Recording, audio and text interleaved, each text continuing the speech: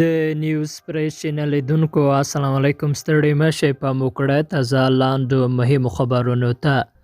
د پوهنتون استاد باقر محسني د طالبانو له بانده خوشی شو. د سیاسي چارو شنونکی باقر محسني چې د جمعې په ورځ د طالبانو لخوا نیول شوی و خوشی شو. ښاغلي محسني ازادي راډیو ته ویل د طالبانو د استخباراتو لخوا داسې ځای ساتل کېدو چې ونه توانېدو وپوهېږو کوم ځای و.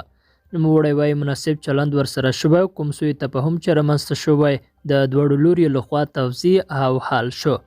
له دې محکم ګڼ سیاسي فعالان او د ښځو د حقونو مخکښې په کابل کې له درکه شوې وې چې له څو اونیو زندان وروسته بالاخره ځینې د طالبانو له زندانونو خوشي شوې وې. په دې ډله کې تمنا زریا پریاني پروانه ابراهیم خیل او د پوهنتون استاد فیض الله جلال هغه څیرې وې چې بندیانېدو یې ګڼ توند غبرګونونه وپارول. بل لور ته د کندهار په سپین بولدک کې یوه ماشومه څاه ته تړل لوېدو وروسته مړه شوه.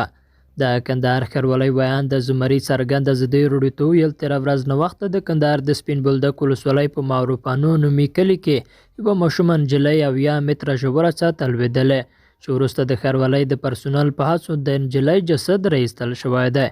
د څرګند په وینا د نجلۍ پرون په سپین بولدک ولسوالۍ کې له خپل کوره ورکه شوې وه. په دې وروستیو کې ورته پیښې ډېرې شوې دي. په تېره یوه میاشت کې په هلمند او زابل ولایتونو کې 3 ماشومان په څاه کې د لوېدو له کبله مړه شوي دي. او آیت الله خامنه‌ای وایي پر غرب زړه مه تړئ، له زیلنسکي او اشرف غني عبرت واخلئ.